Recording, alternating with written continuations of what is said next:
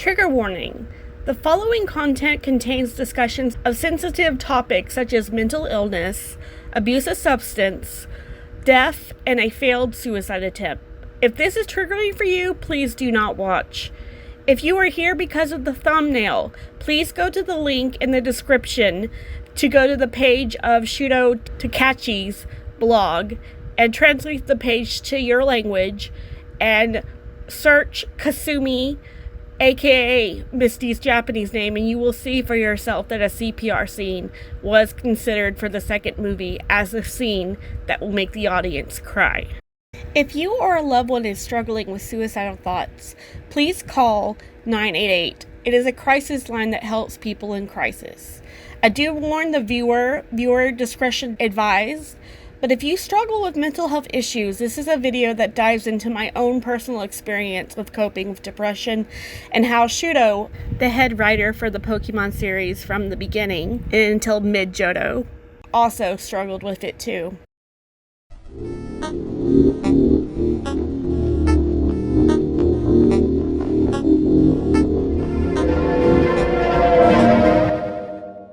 Ever since I was 9 years old, I've been obsessed with the number 9.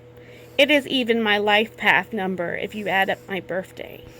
People with the life path number 9 tend to be the stereotypical tortured artists. They suffer a great deal, but they create beautiful works of art because of it. It's kind of funny because if you turn 9 upside down, you get 666. So 999 is the reverse of 666, and it stands for taking a bad situation and making good out of it. What is funny is exactly what I've done with my life and my obsession with 9. So I remember that I started liking the number 9 when I was 9 years old because of the Pokemon Ninetales. It was my favorite Pokemon, and it was the main reason why I even started to watch the TV show. What is even more ironic about this is that in Japanese, the number 9 is Q, and Q also means pain and suffering. In fact, 9 and 4 are two cursed and forbidden numbers that they don't even have a 9th floor or a 4th floor on an elevator. On September 9th, 2000, my favorite Pokemon episode aired. It even had a Ninetales in it. In this episode, there was a meaningless love triangle between Ash, Misty, and his opponent, gym leader Rudy. In the end, Misty chooses Ash over Rudy. As a hardcore Pokeshipper, this episode was a lot of fun to watch. People who are big fans of the Pokemon anime know that Pokeshipping was an abandoned subplot, very much like they did with the GS Ball, where they hinted at it going somewhere, but ultimately leaving it a mystery for fans to wonder. There is a dubbing change in the line at the end of this episode where Rudy says, "You're a very lucky guy, Ash," and when Ash asks why, he says, "Oh, you'll see someday." In the Japanese version, he teases Ash for having to take care of Misty like he's going to marry her, and calls him dense for not understanding what he meant. But in the English dub, this was misleading. Younger me thought this was foreshadowing that someday there would be an episode where Ash finds out how Misty feels about him, not realizing how much pain and suffering this would cause me when this episode never happens in the future.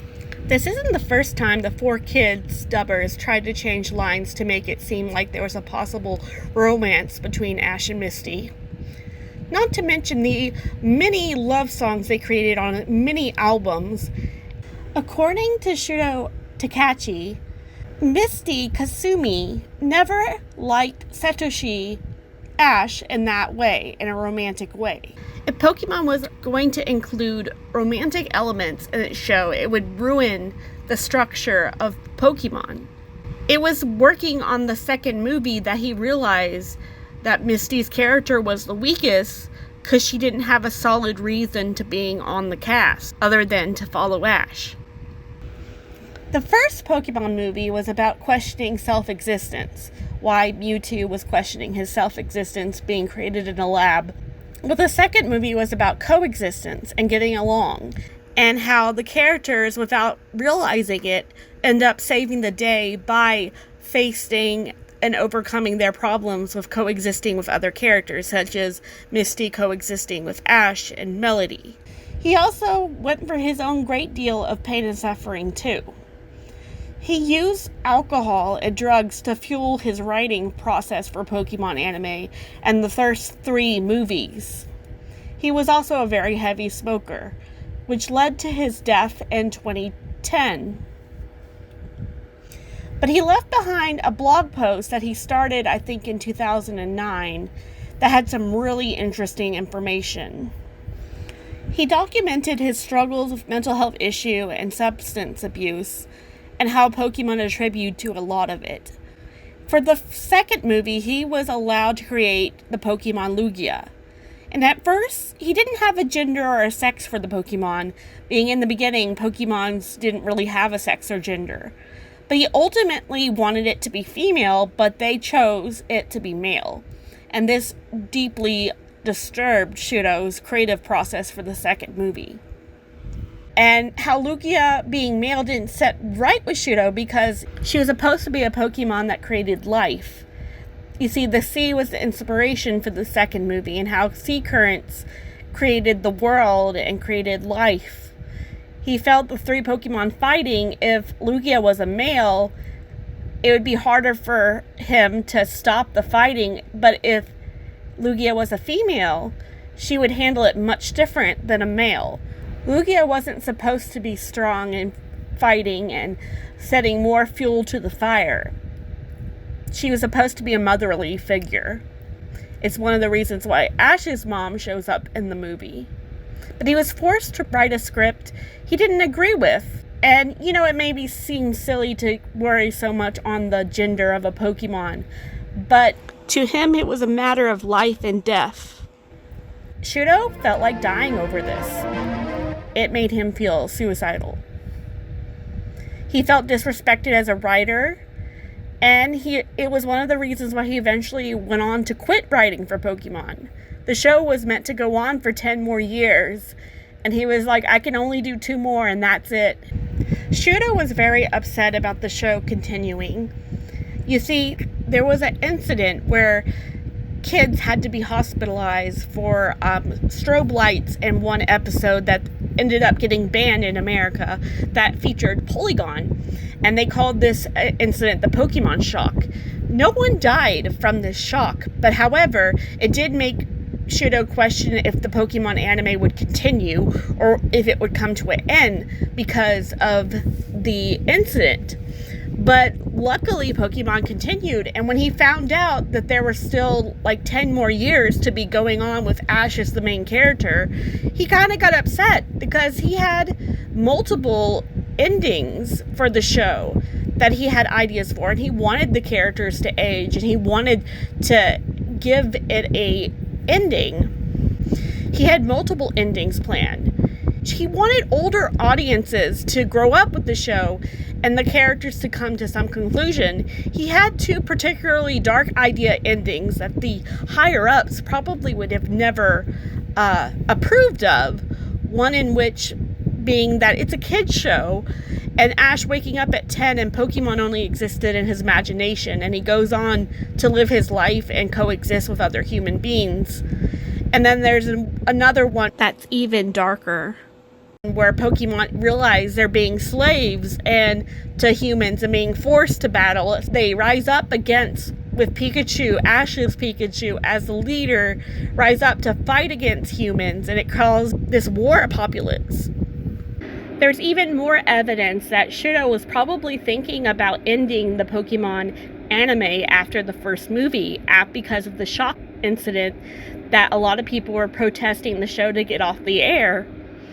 So he had a trailer that contained a adult-looking Kasumi, Misty, and the Pokemon company has denied that this female character is Misty as an adult.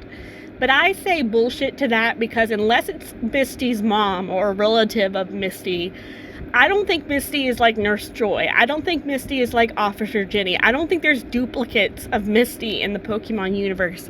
I think this was an alternative ending. It could have been that Ash actually died and the tears didn't revive him in the first movie, and then he actually wanted to kill off the main character because of everything that was going on with the Pokemon shock. All of this trailer turned out isn't even canon. It was all scrapped because they eventually decided to continue the show. Shudo is no stranger to having dark endings, even brutal ones, in children's media. When working on Magical Princess Miki Momo, the toy company for the show stopped paying the animators. So to send a direct message to the toy makers, they had the main character get hit by a truck carrying the toys and died in the episode. It was one of the crazy endings. Turns out it was a magical girl show, so she was able to be revived, but they made this awful thing happen to the main character as a way to protest not having the money to do their job. Speaking of possible endings he might have had for the show, about a week after he passed away in 2010, I had a random dream about him. And it's kind of random that I had a dream about him because at that time, I was unaware that he struggled with suicidal thoughts. I was unaware that he had written stuff, Pokeshipping, mentioned in his novels. I was completely unaware of all that. All I knew was his blog and how negative he was toward Misty and how she's not cute enough. So I had this random dream about him, and I kind of brushed the dream off to be like wishful thinking because I didn't think there was any truth to the dream when I first had it. But in the dream, Shudo comes to me and he tells me that for the final episode as Ash and Misty as kids, there's supposed to be a scene where another female character about the same age as Ash and Misty asks Misty, "Are you Ash's girlfriend?" Misty's response to it is her usual defensive, "No, I'm not his girlfriend." But for some reason, he told me he had this as a particular scene he wanted to happen in the final episode while they were still children. And I woke up from that dream just thinking maybe I'm just wishing he felt that way. But 9 years later, after I had the dream, I do research and I come across his novels. And in his novels, he specifically plants seeds for there to be a romance for Misty to develop and get interested in Ash. There's a scene where an older man asks Misty, "Are you Ash's fiance?" And when she says no, the old man goes on to say, "You guys look cute together. You look like the Pokemon Nidoran and Nidorino." And Misty goes on to say, "Did Ash tell you that? That would be horrible if we ended up together, even if my parents allowed it." And she goes on a tangent and then she starts running after Ash to get angry. And then there's another scene where Misty is contemplating what she's doing with him, hanging out with him. You see, Shudo had a backstory about Misty not being co-ed or grown up taught with boys and never really spent that much time with the opposite sex before. But Misty's constantly dreaming about this dream boy, this ideal boy that she'll meet in her life and how she'll spend so much time. However, Ash is nothing like the boys that she's dreamed of. He'd be cooler. For example, he would protect her boat was sinking. He would save me even if it cost his own life. He would be nothing like Ash. But Ash was who she was stuck with. And maybe it was a dream. She rubs her eyes and says, "Not a dream." If it was, having Ash be the first boy that she spent the whole day would be almost too much to bear. It would have been a complete nightmare. On Shudo's blog, he reflects on how he felt like he failed developing Misty Kasumi's character. Her existence depended too much on Ash, and because of her possible romantic feelings for Ash, this made her look like a very ordinary girl stereotype. Hence why the later episodes of Johto and the last movie she was in all focus on her achievements and her becoming a water Pokemon trainer. The Japanese storyboard writers and the English dubbers for Pokemon were not on the same page about Ash and Misty's relationship. The dubbers would change things to make it seem like it was still part of the plot. However, in Japan, they made it clear that it would no longer be part of the plot. And just like how Shudo got so emotionally attached to Lugia being female and how it was life or death for him, me wanting Ash and Misty together was life and death for me. Growing up, I was very introverted. I didn't have many friends to talk to. I used Pokemon as a way to escape into a fantasy world where I felt happy. Falling in love with Pokeshipping was an unexpected thing. And with this particular movie, the second movie, I had a feeling ever since I saw the trailer for it on the first movie on cassette tape that there was something very important about this movie. I even completely unaware of Misty's huge role in the movie. I even had dreams before seeing the movie that Ash and Misty would kiss in it. When I saw the special for the Pokemon movie 2000s that had the title The Power of One and the message that one person can make a huge difference, I remember feeling a little sad and a little bit depressed after watching the special. Not necessarily because I was expecting anything about Pokeshipping to be mentioned in the special, but because I felt like I wasn't doing anything to help or change the world. Keep in mind I was 11 years old at the time.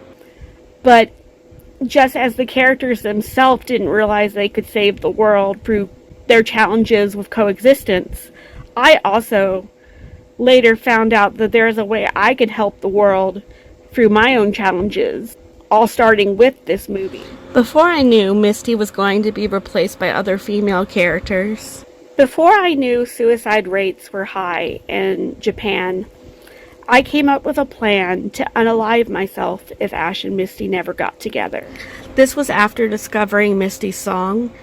It was in the middle of the Johto series, and there had been a long hiatus from any hint suggesting that Ash and Misty liked each other, so I realized that there was something not making sense and not adding up.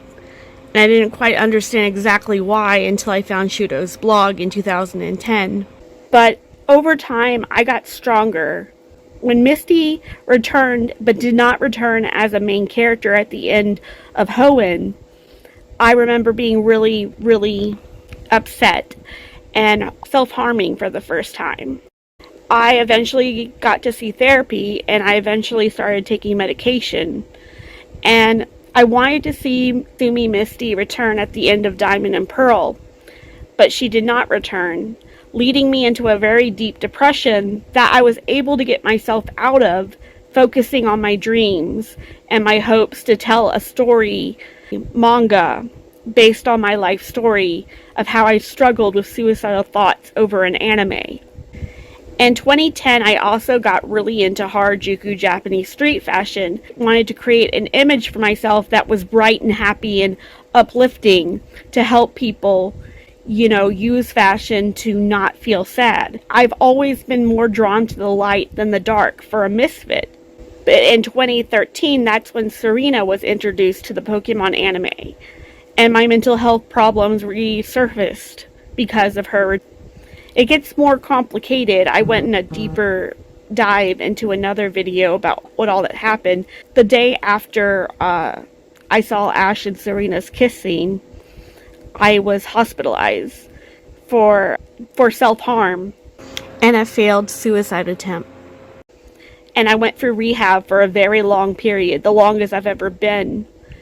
Ultimately decided that telling my story was a good reason to keep living. In fact, one of the biggest reasons why I did not attempt a second time was my dreams and my visions and my goals and my artistic inspiration.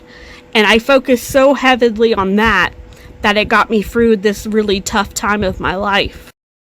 If you're wondering why I can't just let this go and why I'm revisiting all these past trauma, Making this video and reading Shudo's blog and seeing how he talks about life and death.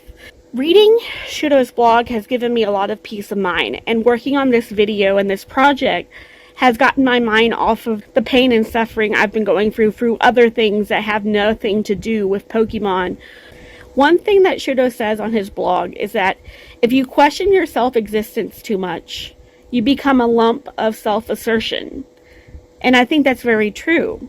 No one really needs a reason to exist. He even made the characters Ash and Misty state something in the first movie that is what he believed. Ash asks, "Why are we here?" And Misty says, "I guess we're here because we're just here." It had a deeper meaning that he wanted to make the characters stand out. He states the characters are all self-centered and all think that they are the main character of Pokemon. Shudo has this very live and let live mentality. He says that it's impossible to coexist because to truly coexist and not upset other people is to not be yourself. So he says to live selfishly and let other people live selfishly. He also does not believe in the afterlife. He believes that nothing matters once you are dead. You are the creature of your world, the main character of your world, and you continue to, even if you leave behind a legacy, it's important to value life while you're living. But he understands the battle that a lot of people go through since he goes through it himself.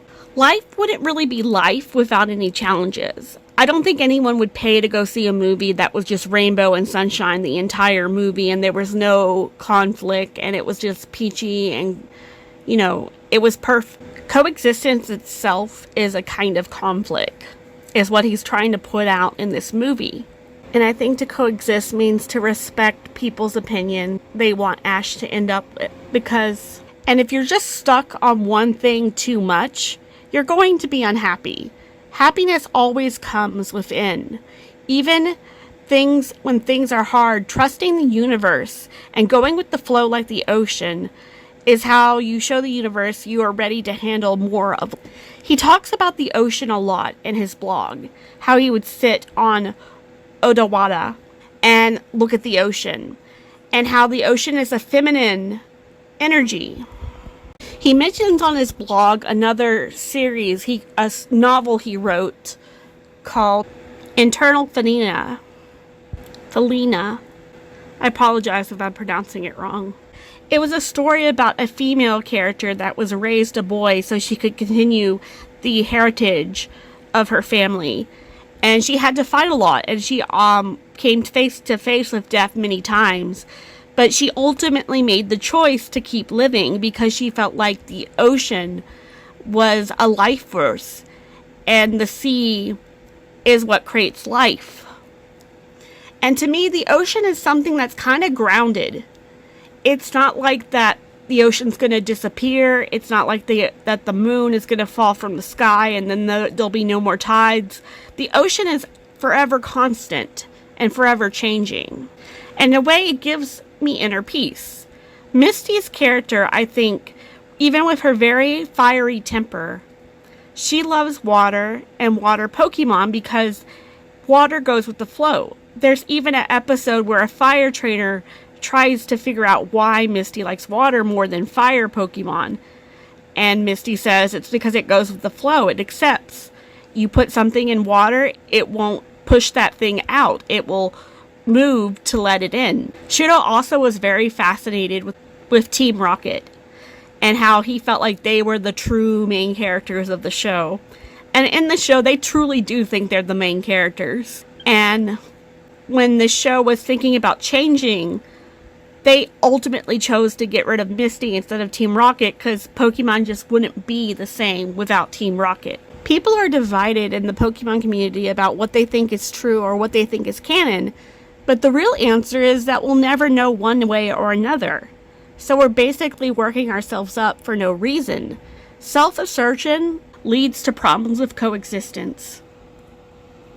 To attack those who disagree with us, we're refusing to see a different side, and that is exactly what Shudo is talking about with coexisting.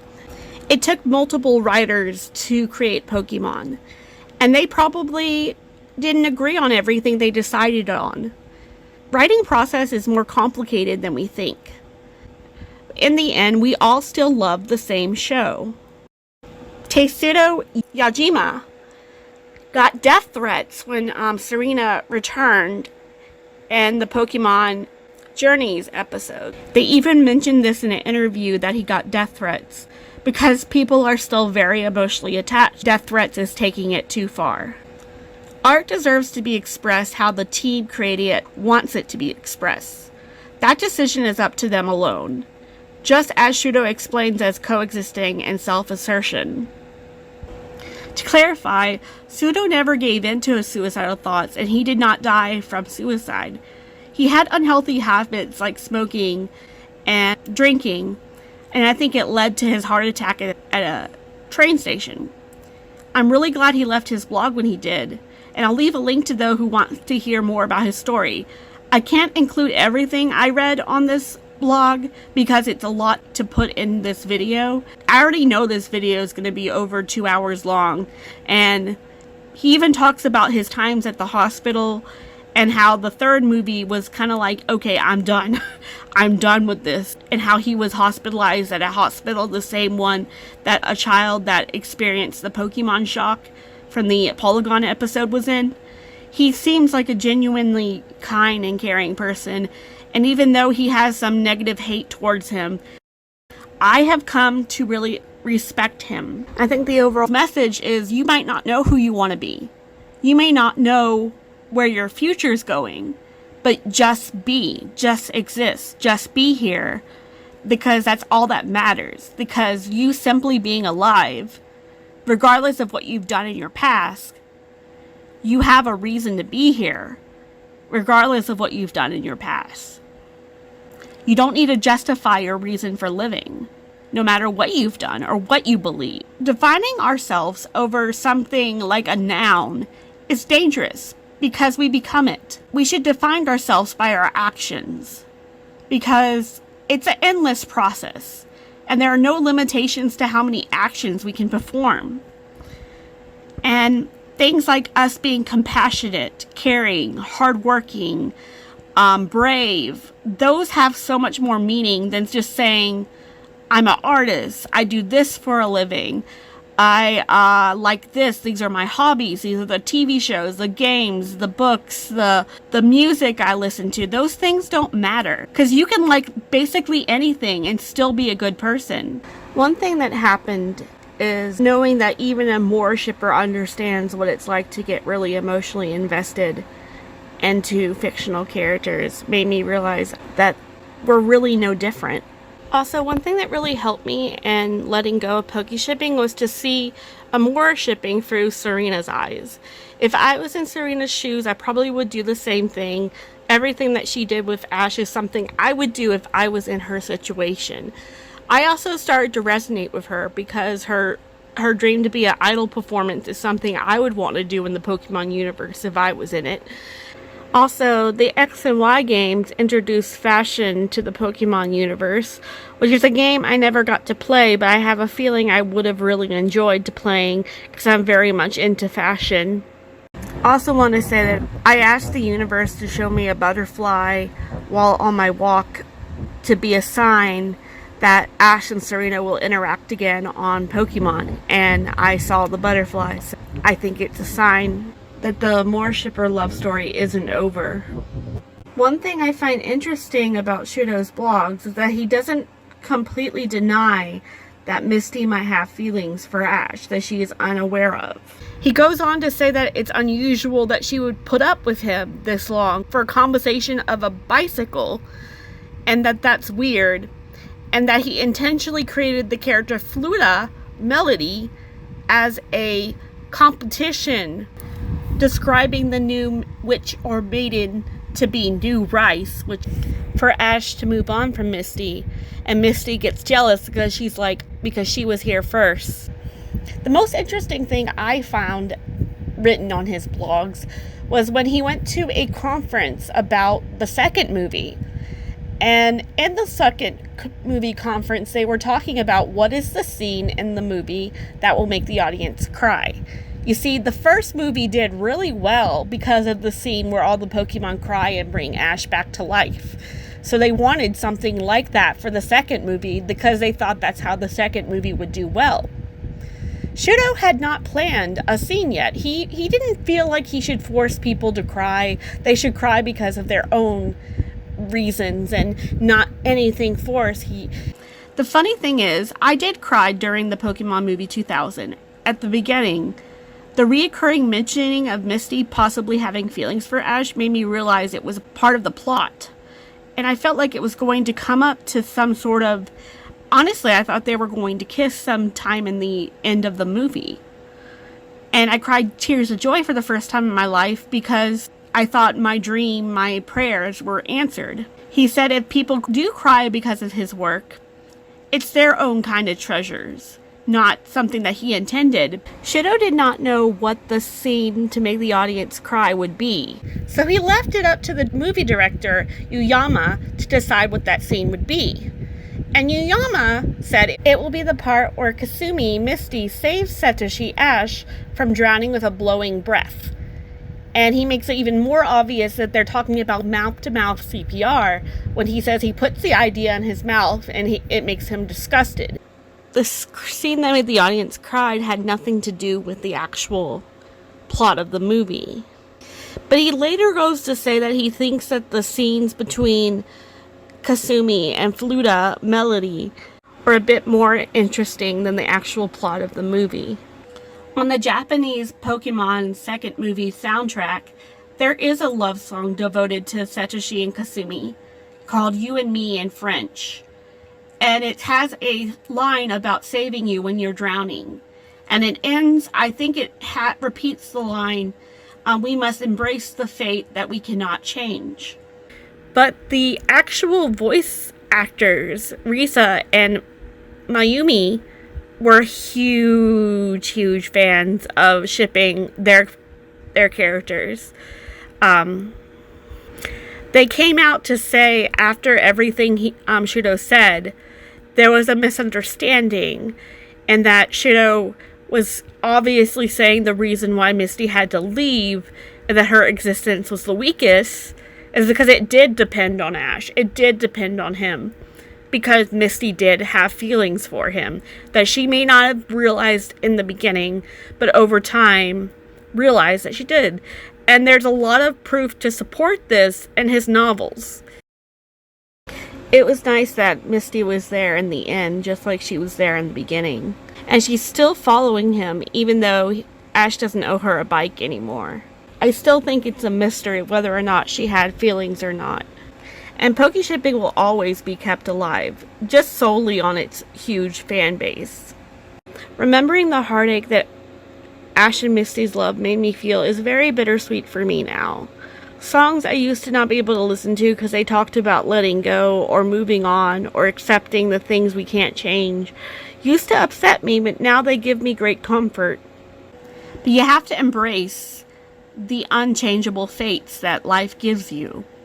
And as Ash and Misty said in the first movie that Shudo pointed out is supposed to be a deeper meaning than what it originally sounds like in the movie, why are we here? We're here because I guess we're just here. Which is supposed to be a deeper meaning since the first movie, Shudo was questioning his self-existence. But even if we're not here for a reason, even if we don't have any motive or any happiness, we're here. And that's enough. That's 100% enough to stay alive. Just be. You don't need to know who you are, or stay stuck in the past, or let your past mistakes define you. You simply being here is worth living. You'll never know the true purpose, and rainy days are guaranteed to happen no matter what stage of your life you're at. And never set a goal to be the end of all goals, because once you reach your goal, you can experience a feeling where you're disappointed and you're not, even though you got what you wanted, you're still feeling like you're searching for something because the journey is over. It's kind of like what they say, enjoy the ride and just as much as getting there. Working on this video has given me a lot of peace and comfort from the current stresses of my life. everything that I've gone through has become easier over time because of this heartache that I went through with poke shipping. It's a big part of me, and it's something I'm very proud of. Not all fairy tales have the happy ending we want. It's like the reverse of the Mad at Disney song. A song that she sang about being mad at Disney for promising a fairy tale ending to her life, her love life. Well, my fairy tale was for Ash and Misty to be together, but that never happened. So it was like, prepare you for life's challenges. Not every fairy tale ends the way you want it to. Even though Ash's story is long been over, I still have reoccurring dreams every week that seem to have the same storyline. I have reoccurring dreams that Ash grows up and does have a brief romance with Misty where they do kiss, but then he ultimately marries Serena and ends up forever with Serena. I think the reason why this particular dream repeats itself so often is that it includes a fear and a desire. A desire for Ash and Misty to kiss, and a fear that he will choose somebody else regardless. So the dream is always really bittersweet. I'm happy that I wasn't wrong about Ash and Misty having something. At the same time, I'm heartbroken because I didn't get the ending I wanted. And these dreams are so often that sometimes in the dreams, I realize that they're a recurring dream. So in the dream, I try to get myself to wake up, to try to prove to myself that I'm not dreaming. And I tell myself to go to the computer, start typing Ash and Misty kiss, and I will start typing that into the search bar. But sometimes the words will be wrong, or something will not match what I'm typing into the search bar. This dream is so common that I'm used to realizing that it might be a sign that I'm dreaming. So this is 2025, and if you add up the numbers 2, 2, and 5, you get the number 9, which is one of the reasons why I've chosen this year to go public again with my story. And 2026, it will be the 30th anniversary of the beginning of Pokemon. It also will be the 10 years anniversary to Ash and Serena's first kiss. And there's rumors that Ash may return as a celebration in the new anime. I still think anything could happen. I don't think what they say is always set in stone. And if Serena does show up, considering that the X and Y games are inspiration for the new AZ games, I think I'll be okay. I remember 2 Poke shippers that I knew back in the day told me some very important words. They said if even Ash and Misty don't end up together, we'll still be proud Poke shippers regardless. I once told another Poke shipper back in 2005 that if Ash and Misty didn't end up together, that would be devastating for me because poke shipping is what makes me feel special and unique. And their response was, but you are special and unique, and you will be if you become stronger and start loving Ash and Misty's love in a stronger way. Because all that love you feel and all that magic that you found, it's still there, inside you. It came from you. It was yours to begin with, and you'll never lose it because it comes from your heart. And that's where it will always stay. You can make your own life magical and unique. It's just realizing that you can, and that the Pokemon Company has nothing to do with it. I don't think I would have been so fascinated with Japan and dressing in Harajuku and really learning about their culture if this whole situation never happened in the first place. And honestly, I think it's more beautiful now, because even though I didn't get the happy ending that I wanted, I still feel like I have found a greater story and a purpose to write my own story and not have it depend on someone else.